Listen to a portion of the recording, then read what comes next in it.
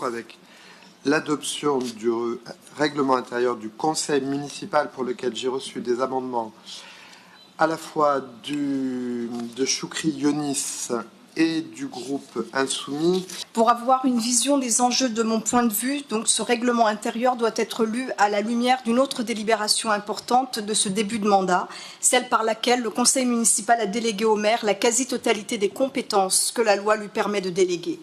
Cette mise en perspective est essentielle, car lorsqu'un conseil municipal transfère une part importante de son pouvoir de décision au maire et à sa majorité, une exigence démocratique simple devrait s'imposer. Il faut renforcer en parallèle de cette délégation la capacité de contrôle et d'évaluation du conseil municipal. Or, c'est précisément ce que ce règlement intérieur ne fait pas. D'un côté, le conseil municipal se dessaisit de nombreuses compétences au profit du maire.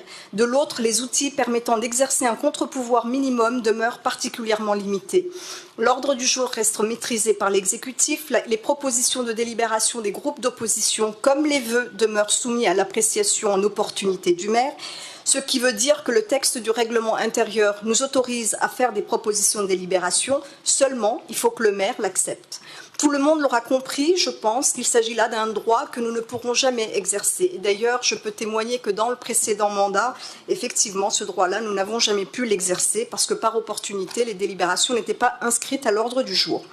Les interventions citoyennes prévues dans ce règlement intérieur suivent la même logique. Autrement dit, vous aurez la parole si le maire le juge opportun.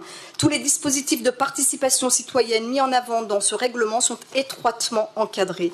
Autrement dit, même les mécanismes destinés à faire vivre le débat public restent largement placés sous le contrôle du maire et de sa majorité. La même observation vaut pour la mission d'information et d'évaluation.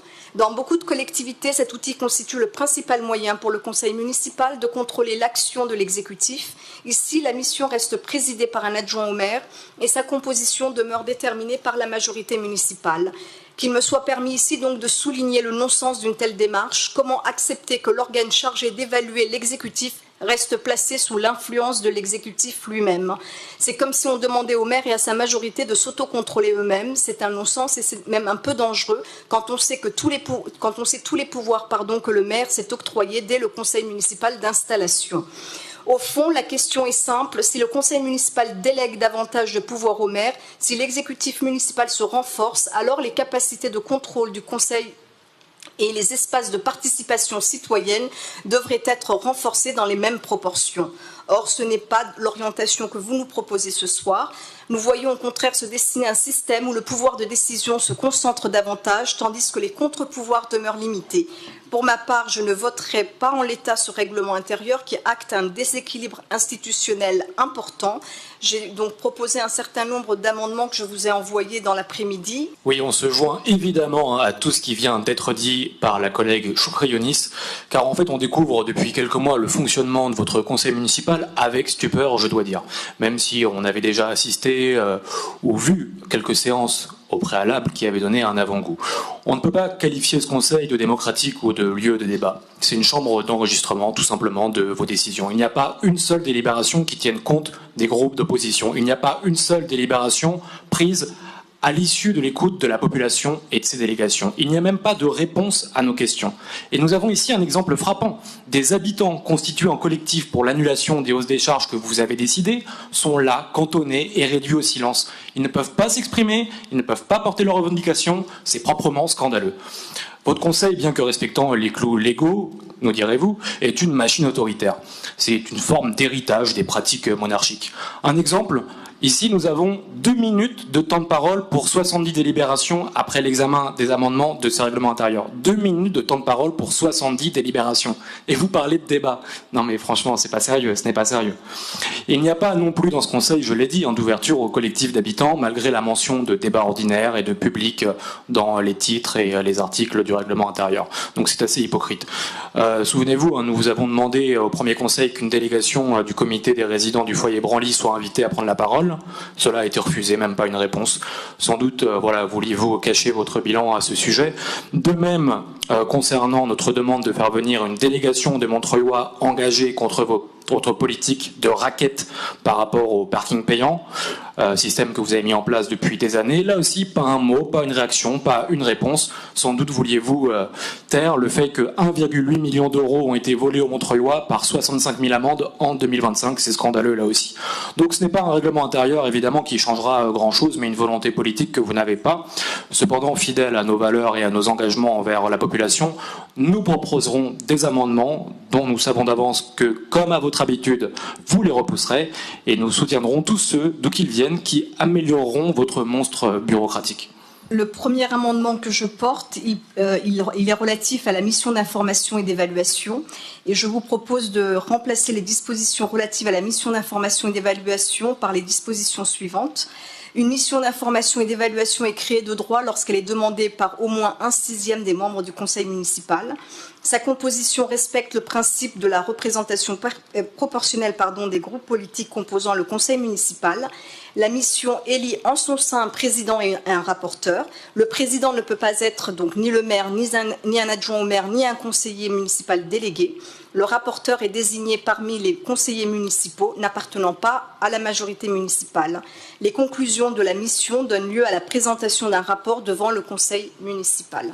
L'idée, en fait, c'est de réussir à réunir, on va dire, 1/6 donc des membres du Conseil pour pouvoir demander cette mission d'information et d'évaluation. Pardon, il est proposé de rejeter cet amendement, notamment sur le fait qu'il n'est pas possible de créer deux droits au risque de ne pas respecter le CGCT.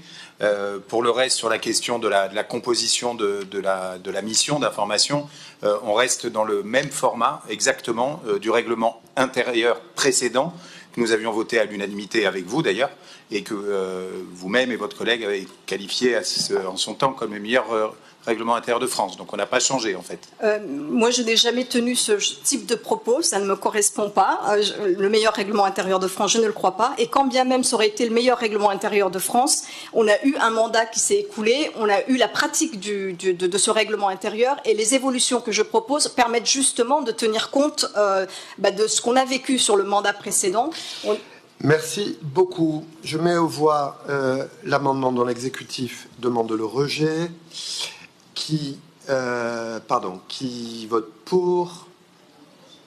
Non, qui vote pour l'amendement. Vote sur l'amendement. Qui vote pour? Qui s'abstient? Proposition rejetée. Amendement numéro 2.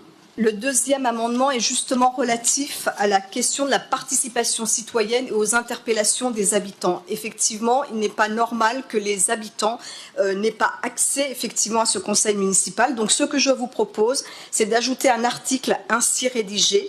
Les habitants de Montreuil disposent d'un droit d'interpellation du conseil municipal. Toute interpellation recueillant au moins 1000 signatures d'habitants majeurs domiciliés à Montreuil est inscrite de droit à l'ordre du jour du conseil municipal suivant ou au plus tard au conseil municipal d'après. L'interpellation fait l'objet d'une présentation par ses auteurs ou leurs représentants pour une durée maximale de 10 minutes. Le maire ou l'adjoint compétent apporte une réponse en séance.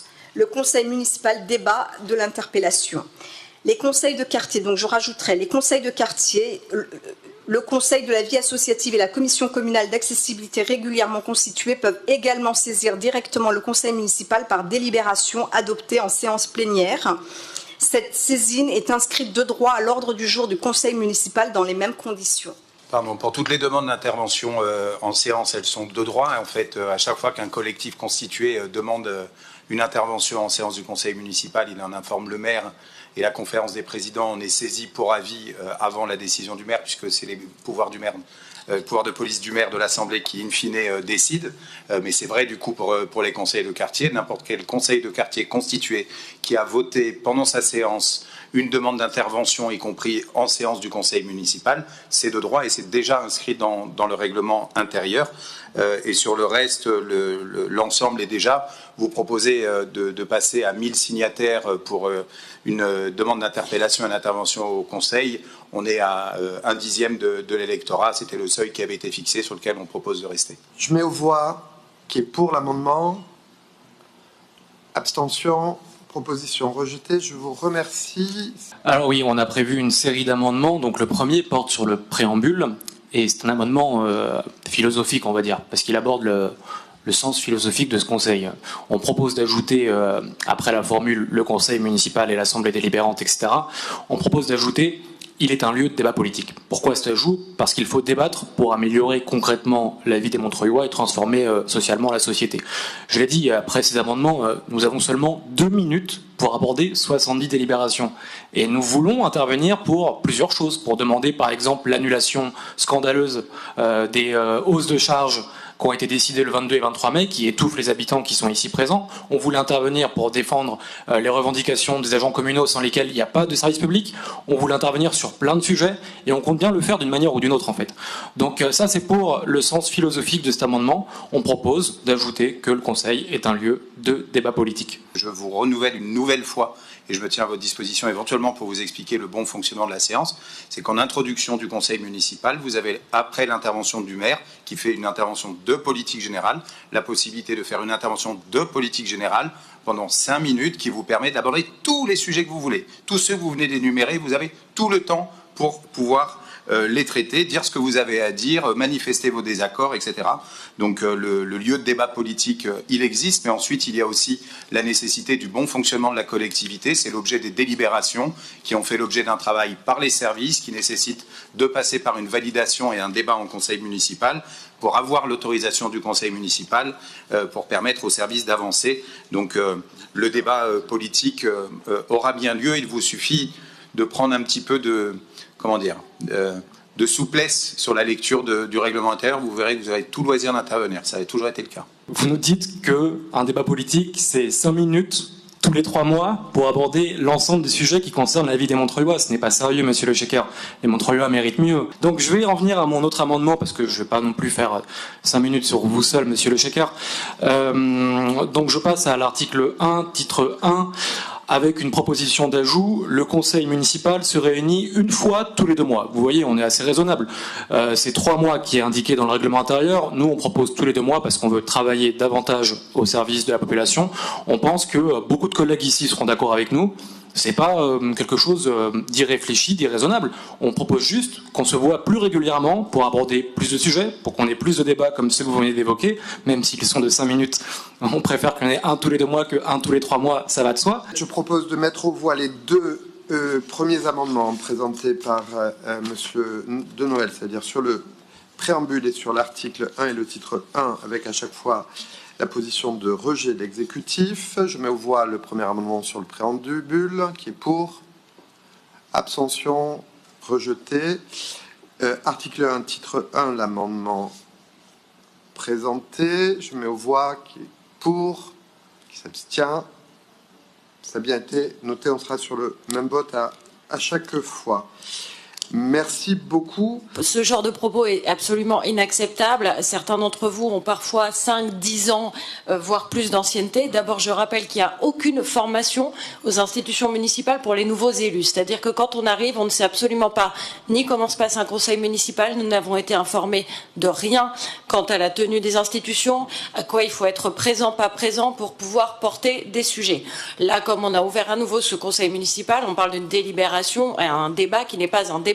Vous parlez 5 minutes pleines et donc vous appelez débat le fait que nous pourrions évoquer juste pendant 5 minutes les choses qui sont à l'ordre du jour, alors que tout le monde a vécu une semaine absolument sensationnelle, qu'il faudrait pouvoir débattre du sujet de la canicule dans nos écoles et que visiblement, si on n'a pas avant été accepté comme sujet en commission des présidents de, je ne sais plus comment vous avez appelé ça, désolé, je ne suis pas une professionnelle de la politique dans ces choses-là, mais il faut donc que soit accepté notre sujet. Madame Yonis a elle-même exprimé que pas une seule fois un de ces sujets avait pu atteindre le conseil municipal lors de sa précédente mandature, donc on peut estimer que ça risque pas de nous arriver à nous non plus. Voilà, donc s'il vous plaît, merci de ne pas ironiser sur vos collègues quant à leur manque de souplesse, quand ils essayent juste de vous faire part des préoccupations qu'ils ont pour leurs concitoyens, pour eux-mêmes, pour leurs enfants, etc.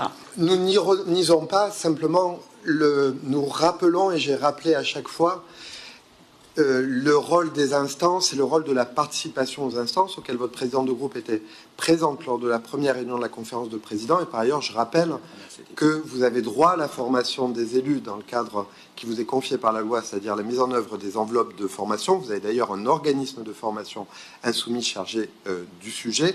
Et je vous rappelle par ailleurs qu'il y a 3 anciens collaborateurs de groupe ou spécialistes des institutions parmi votre groupe qui connaissent bien le fonctionnement du conseil municipal. Mais on est au début en quelque sorte des 7 années que nous allons passer ensemble. Donc, naturellement, pas de problème pour expliquer plusieurs fois le fonctionnement de l'institution et répondre à vos questions. Je m'en tiendrai à présent à la présentation des amendements. Sylvain Noël, vous voulez présenter les amendements suivants?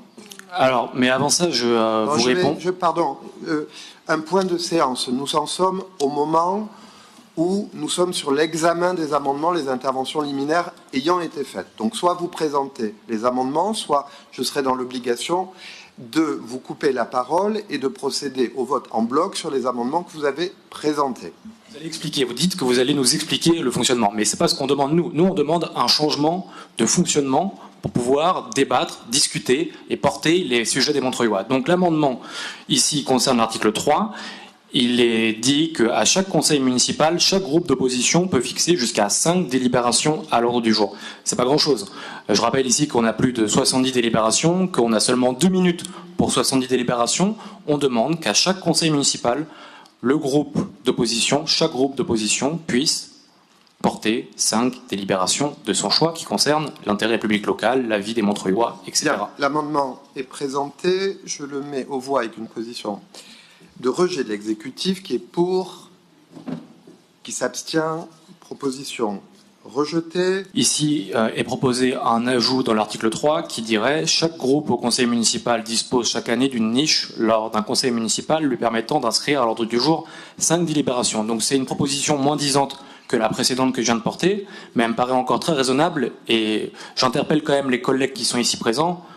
Comprenez que c'est quelque chose dans l'intérêt des Montreuillois que de pouvoir porter des sujets qui ne soient pas uniquement ceux décidés par M. Bessac dans chaque conseil municipal. Merci beaucoup. Je mets aux voix avec le rejet demandé de l'exécutif qui est pour. Abstention, rejeté. Merci beaucoup. Amendement suivant. Après le 3e paragraphe, nous on propose d'ajouter un paragraphe, ce qui nous semble important. C'est que les citoyens peuvent demander l'inscription d'un point à l'ordre du jour en conseil municipal, ce point devant porter sur un sujet d'intérêt local. Cette inscription est conditionnée à la présentation au maire des signatures d'un 20e des inscrits sur les listes électorales de Montreuil avec copie de titre d'identité et justificatif de domicile pour chaque signataire. Une plateforme numérique sera mise en place pour faciliter le recueil de ces signatures. Au-delà du coup des attaques à dominem et procès d'intention qui viennent de nous être faits, voilà, je ne reviendrai pas là-dessus, parce que bon, votre condescendance quand on est aussi depuis aussi longtemps engagé et élu et travaillant et vivant de la politique, on se garde bien effectivement de faire des leçons de morale. Et puis bon, l'ensemble des comités Théodule qu'il existe, on ne peut pas forcément les connaître sur le bout des doigts, même quand on a été collaborateur en premier taf, voilà, comme ça à 22 ans.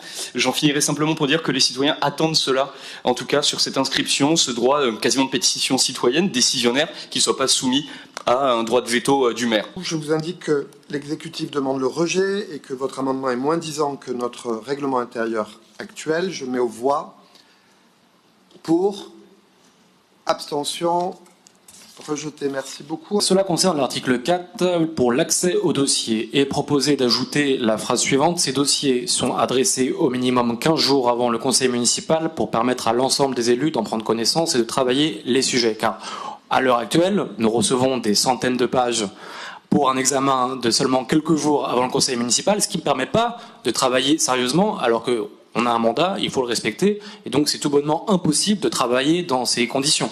Il faut donc avoir un délai plus souple, pour reprendre votre terme. Merci beaucoup, et je rappelle que notre règlement intérieur va au-delà de ce que dit le cadre légal. Je mets aux voix en demandant le rejet, qui est pour, abstention, rejeté. Merci beaucoup. Amendement suivant. Donc après le local administratif, du coup à l'article 6, on voudrait insérer par groupe dédié à chaque groupe et à lui seul, pouvant faire office de permanence d'écoute de tout habitant. C'est quelque chose qui, je trouve, manque cruellement, c'est de faire de cet hôtel de ville, avec maintenant sa porte vitrée, ses nombreux effectifs de sécurité, de pouvoir en fait en faire un lieu de recueil de la parole par groupe de la minorité, comme vous dites. Nous, on voudra plus tard l'appeler opposition, d'ailleurs par respect pour l'intégrité politique des différents membres de cette assemblée. Et à ce titre, voilà, ça nous semble important que dès le départ, on ait ce lieu-là d'écoute, puisque voilà, il y a de nombreuses luttes dont Sylvain Noël a fait écho juste avant, et mes autres collègues, elles méritent d'être entendues à même ce lieu de démocratie, qui est censé l'être en tout cas. Vous l'avez compris, l'exécutif propose le rejet des 2 amendements que vous proposez relatifs aux locaux administratifs. Je les mets aux voix. Pour, abstention, rejeté. Merci beaucoup. Après télécommunications, donc nous voudrions insérer l'explicitation comme quoi le local il est de droit, et ce dès l'installation du conseil municipal. Là, c'est quand même pour alerter sur le fait que nous aimerions quand même que dès le départ soit facilité l'accès à ce qui était encore une fois un local qui pourrait être un lieu de permanence, d'accès au droit, d'aller vers, que malheureusement, en tout cas dont il n'est pas fait assez, je trouve, de travail là-dessus. Par cette majorité, il faut qu'on ait ce local. Même demande de l'exécutif, je mets aux voix. Pour, abstention, rejeté. Merci beaucoup. Sur l'article 7, concernant l'information, il est proposé d'ajouter la phrase suivante: le bulletin municipal, dit le Montreuillois, est collectivisé entre l'ensemble des groupes. Une page entière est dédiée à chaque groupe, et ce, à chaque numéro.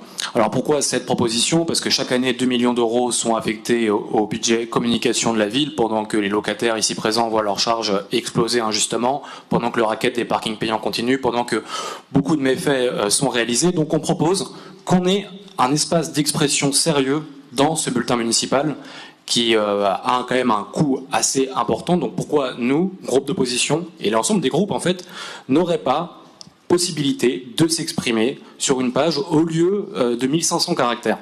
Je rappelle que nous respectons la loi en ce domaine et nous demandons le rejet de l'amendement. Je le mets aux voix. Qui est pour? Qui s'abstient? Proposition rejeté. Merci beaucoup. Là, on voit qu'il y a quand même un manque cruel d'explicitation de la manière d'aborder ce règlement intérieur, ce qui en dit long d'ailleurs sur à quel point ça vous importe visiblement, puisque là, en fait, on vient de passer à l'article 7, l'amendement sur l'article 7 que vient de présenter avec talent mon collègue, alors qu'il restait encore 2 autres amendements, et en plus, on vote même pas les articles, article par article. Il me semble que ça pourrait, en tout cas, faire l'objet d'une explicitation, là encore, dans le règlement par vous-même. Mais en tout cas, voilà, je voudrais quand même présenter sur l'article 6 2 amendements qui me restaient du coup avant d'aborder l'article 7. Remplacer le dernier paragraphe par la phrase suivante: par souci de confidentialité et d'intégrité de l'action politique menée par les élus d'opposition, chaque groupe dispose d'un local dont la capacité dépend de l'importance du groupe. On met au vote. Pour, abstention, rejeté. Merci beaucoup. C'est assez dommage qu'il n'y ait pas de contradiction quand même dans nos discussions, parce qu'on propose des amendements qui sont quand même sérieux, travaillés, alors qu'on a eu des délais quand même assez courts pour préparer cette séance. On aurait aimé qu'il y ait une forme de contradiction quand même pour qu'il y ait un débat et que vous nous expliquiez les raisons du rejet de l'exécutif municipal. Concernant l'article 8, droit à la formation, il est proposé d'ajouter la phrase suivante: chaque élu peut bénéficier des droits à la formation dans l'organisme de formation de son choix. Merci beaucoup. L'exécutif appelle au rejet de l'amendement. Je mets aux voix. Qui est pour? Qui s'abstient? Proposition rejetée. Merci beaucoup. Nous sommes à l'article 9. On voudrait ajouter la disposition suivante, excusez-moi. Un paragraphe ainsi rédigé: après 2 mesures de modulation de l'indemnité pour absentéisme injustifié, le ou la membre du conseil municipal est invité en séance par le maire à présenter sa démission. Au 9e paragraphe, après la phrase: tout conseiller municipal qui comptabilise au terme d'un semestre échu plus de 30% d'absence non justifiée sur la totalité des instances auxquelles il et elle est appelé à participer en tant que titulaire ou suppléant, son indemnité mensuelle brute réduite à due proportion dans la limite de 50% sur le semestre suivant. Et enfin, ajouter la phrase suivante: toute modulation fait l'objet d'une publicité lors de la réunion du conseil municipal suivant l'émission de la mesure, suivie d'une communication spécifique affichée devant l'hôtel de ville. Présentant cette mesure, ça c'était un petit peu pour insister sur le fait que on pense que les élus ici, mais surtout lorsqu'ils dépendent des deniers publics, doivent quand même faire acte de présence. On sait qu'il y a un certain nombre d'élus dans les précédents mandats, en tout cas, qui ont fait quand même l'objet d'accusations d'absentéisme et d'un manque d'assiduité là-dessus. C'était un peu la motivation et l'opportunité de cet amendement. Ayant déjà disposé sur les sujets d'absentéisme, je mets aux voix. Pour, abstention, proposition rejetée. Merci beaucoup. Concernant l'article 10, à savoir le devoir des élus, on veut faire un rajout: Le suivant. Les conseillers municipaux s'engagent à être révocables par les Montreuillois dans le cas du non-respect de leurs engagements ou de non-respect de leurs obligations d'élus, celles qui sont susvisées dans cet article 10. Ça nous paraît essentiel en fait pour qu'il y ait une forme de respect des promesses qui soient tenues au cours du mandat. Merci beaucoup. L'exécutif appelle au rejet. Je mets aux voix. Pour. Abstention. Proposition adoptée. Si. On est sur l'article 10 toujours. Après communal, on voudrait ajouter, et ce dans le respect du programme et de la parole donnée aux électrices et aux électeurs, parce qu'évidemment, on pense que c'est quand même quelque chose d'absolument fondamental, que quand on s'engage devant des personnes sur un programme, on est censé en respecter les mesures. Je tiens à dire que sur la gratuité de la cantine, par exemple, il y avait quand même des promesses qui avaient été faites, y compris en interne, lors du précédent mandat. On attend toujours cette mesure-là. Une cantine gratuite pour l'ensemble des habitants. On pense que c'est absolument essentiel. Et ça, voilà, je pense que le précis dans le règlement intérieur n'est pas superfétatoire de ce point de vue-là. Et il y a beaucoup d'exemples qui montrent que c'est quand même la moindre des choses. Je me vois en appelant rejet. Pour. Abstention. Proposition rejetée. Droit de pétition, article 17. Donc il est proposé de modifier en fait un passage de cet article pour remplacer un dixième par au moins 1000 Montreuillois, pour qu'en fait 1000 Montreuillois soient en capacité d'exercer ce droit de pétition. Et encore, c'est déjà un nombre qui est quand même assez difficile à réunir, mais ça permettrait, par exemple, aux locataires qui sont juste au-dessus de nous de pouvoir faire une pétition, d'intervenir, et ce serait d'utilité publique. Merci beaucoup. Ça avait déjà été proposé par Choukri Younis et rejeté par l'Assemblée. Il y a une petite formulation différente, donc je vais le mettre au vote tout de même. Qui vote pour? Qui s'abstient? Proposition adoptée. Il n'a pas dit adopté, je crois pas.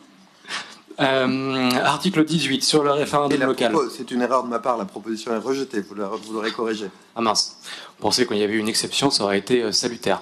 Article 18, référendum local, il est proposé d'ajouter les mentions suivantes. Le référendum d'initiative citoyenne est instauré. Une plateforme est ouverte pour recueillir les pétitions de manière sécurisée.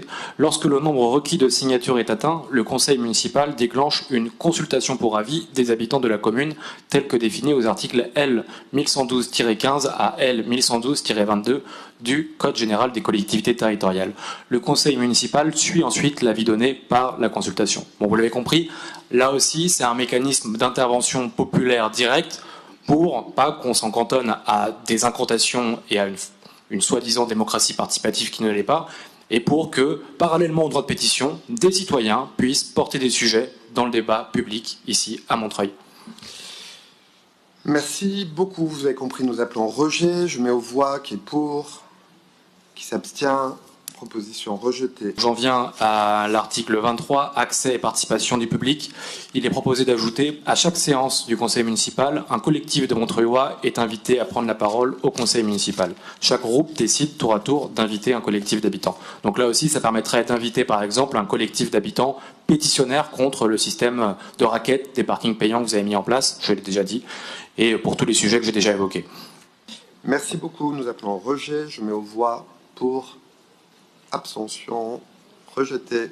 Il est proposé ici, dans cet article 26, de supprimer la mention suivante. Cependant, le maire ou la présidente de séance peut refuser de mettre en débat des amendements au caractère manifestement dilatoire, car le terme manifestement dilatoire nous semblait un peu flou, en fait, et qu'on veut que soit respecté scrupuleusement le droit d'amendement des groupes d'opposition. On propose également de supprimer la phrase suivante. Il est entendu que chaque amendement ne doit pas nécessairement faire l'objet d'un vote distinct. Nous voulons un vote distinct, comme c'est le cas aujourd'hui, et c'est une bonne chose, c'est d'ailleurs peut-être la seule bonne chose de cette séance de conseil municipal. Qui est pour, qui s'abstient, proposition rejetée, merci beaucoup. Article 27.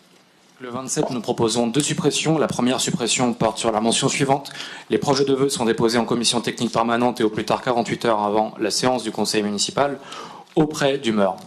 Car nous proposons d'ajouter les projets de vœux peuvent être déposés jusqu'à 2 heures avant le début du conseil municipal pour permettre un travail plus sérieux de l'intégralité des groupes de ce conseil. Nous proposons également de supprimer la phrase suivante. Le maire décide, après avis de la conférence des présidents, de leur inscription à l'ordre du jour. Même position, je mets aux voix qui est pour, qui s'abstient, proposition adoptée. Merci beaucoup. Dernier amendement 33. Amendement 33, il est proposé l'ajout suivant. Au cours du conseil municipal, toute question posée par un conseil municipal fait l'objet d'une réponse du maire ou de l'un de ses adjoints. En cas de refus de réponse, le maire ou l'un de ses adjoints procède à la réponse dans l'annexe du compte-rendu du conseil municipal dans une rubrique dédiée. Donc vous comprenez pourquoi on dit ça. C'est parce qu'en fait, il y a beaucoup de questions qu'on pose et elles restent sans réponse. Vous passez outre, vous passez au sujet suivant. Et j'avoue que c'est assez agaçant et que c'est pas très respectueux non plus des Montreuillois qui comptent sur nous pour porter des sujets comme les agents communaux, qui comptent sur nous pour porter leurs revendications de hausse des salaires, qui comptent sur nous pour porter leurs revendications de fin de la maltraitance qui existe ici à Montreuil sur les agents communaux, alors qu'il n'y a pas de service public sans eux. Pourquoi j'en parle? Parce que je commence à parler des agents dans la mesure où si on a seulement 2 minutes pour intervenir sur 70 délibérations qui arrivent, peut-être que c'est préférable qu'on fasse nos interventions maintenant, en fait, pour avoir un temps de parole respectueux de nous comme élus d'opposition. Merci beaucoup et je vous rappelle que cette disposition existe déjà par les dispositions prévues par le Code sur les questions écrites et les questions orales. Je mets aux voix en appelant rejet, pour, abstention, opposition rejetée. Merci beaucoup. Vous aviez un dernier amendement, Choukri Younis? J'ai une demande de précision relative aux tribunes de groupe. Effectivement, il est bien précisé que les tribunes sont publiées telles qu'elles sont transmises et je voudrais justement faire préciser le fait que ça comprend également la signature des groupes parce que depuis le début du mandat, je transmets toujours notre tribune de groupe avec notre logo de groupe et à la publication du journal, le logo a disparu. Donc du coup, je voudrais avoir la précision sur ce point. Toujours sur la tribune, c'est par rapport au délai de transmission. Il est marqué donc que nous devons transmettre la tribune le vendredi avant midi. Justement, je voudrais que ce soit lundi 12h. Pour le coup, c'est un amendement. C'est modifier la date de transmission puisque la tribune, en fait, elle est dans un format qui est préétabli. Le bouclage ne se fait pas le week-end, donc je ne vois pas pourquoi nous, élus d'opposition, on nous impose de transmettre les tribunes vendredi, alors que à chaque fois qu'on ouvre le journal, on voit bien que la majorité, en fait, alimente le journal de faits qui ont eu lieu après le week-end. Donc c'est juste une question d'égalité, en fait. Précision par rapport à la commission technique de préparation du conseil municipal, parce qu'effectivement on voit bien toutes les difficultés ce soir liées à l'organisation de cette commission technique. On voit bien en fait tous les décalages qui se manifestent parce que justement cette commission en réalité elle ne fonctionne pas bien. On reçoit le document, si c'est vrai, enfin j'en témoigne, on reçoit tous les documents, on les a reçus par exemple pour prendre le cas de ce conseil municipal lundi 15.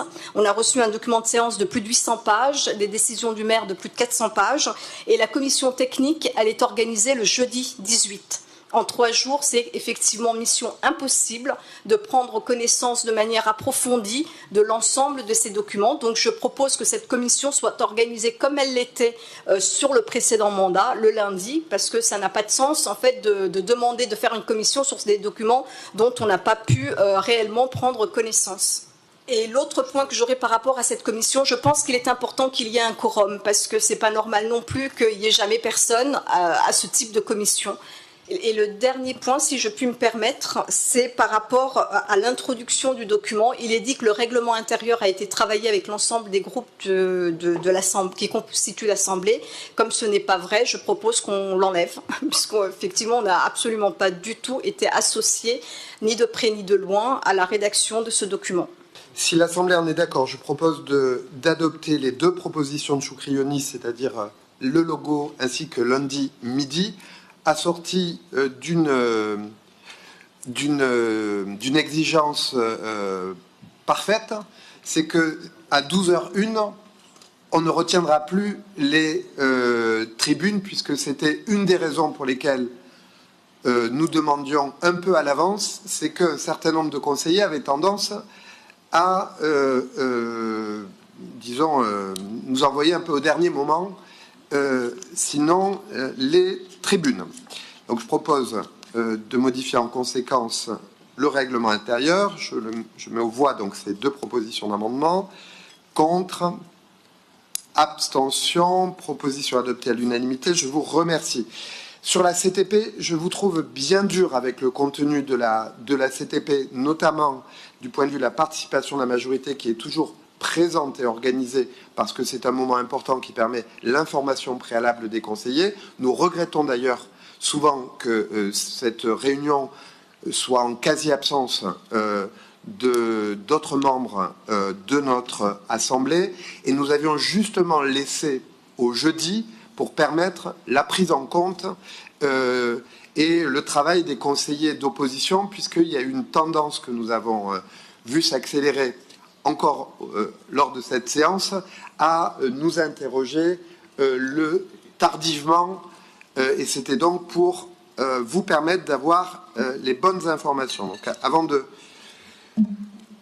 vous avez compris, sur la CTP, nous proposons le rejet. Enfin, je ne sais pas si vous vous rendez compte, monsieur le maire, mais nous, en tant qu'élus d'opposition, nous n'avons pas la maîtrise de l'ordre du jour. Nous découvrons l'ordre, moi personnellement, j'ai découvert l'ordre du jour et les documents dont il fallait que je prenne connaissance pour pouvoir intervenir utilement en commission de préparation lundi pour jeudi. Et comme je vous le rappelle, c'était 800 pages d'un côté, 400 pages de l'autre et le PV en plus de l'Assemblée d'avant à lire. Donc ce qui est juste mission impossible. Et d'ailleurs ça se voit puisque quelque part, comme on n'arrive pas vraiment à préparer, ben oui, effectivement, les questions arrivent au fil de l'eau. Merci beaucoup. C'était le cas dans la phase précédente et ça nous avait amené à repousser. Je propose donc le rejet de votre amendement. Je le mets aux voix pour abstention.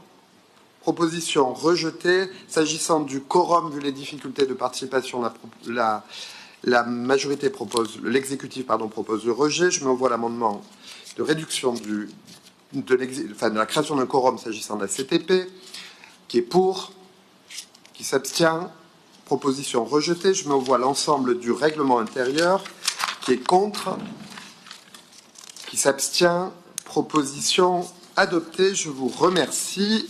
Oui, excusez-moi, je voulais juste m'assurer que j'avais du coup bien tout compris. C'est-à-dire que là, dans une majorité de votre groupe avec des communistes, socialistes, écologistes, vous avez donc voté contre qu'un groupe d'opposition, qui n'est pas LR au Rassemblement national, qui est les Insoumis, puisse mettre 5 maximum délibérations dans un conseil municipal, puisse s'exprimer dans une page de notre journal montreuillois et puisse avoir plus que 3 jours de préparation quand on a un travail à temps plein et des enfants à la maison pour consulter 1500 pages avant de pouvoir en discuter.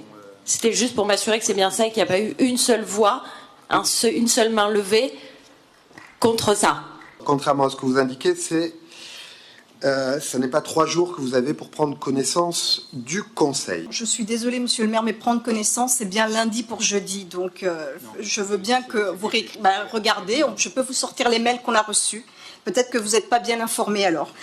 Juste, je voudrais me faire préciser, monsieur le maire, que vous avez bien accepté d'enlever le fait que ce règlement intérieur ait été écrit avec l'ensemble des groupes qui composent cette Assemblée. Si l'Assemblée en est d'accord, je suis tout à fait disposé à corriger ce point-là, d'autant qu'effectivement, nous avons reçu les amendements aujourd'hui et que vous n'avez pas participé ni à la conférence des présidents, ni à la CTP où était évoqué le sujet du règlement intérieur.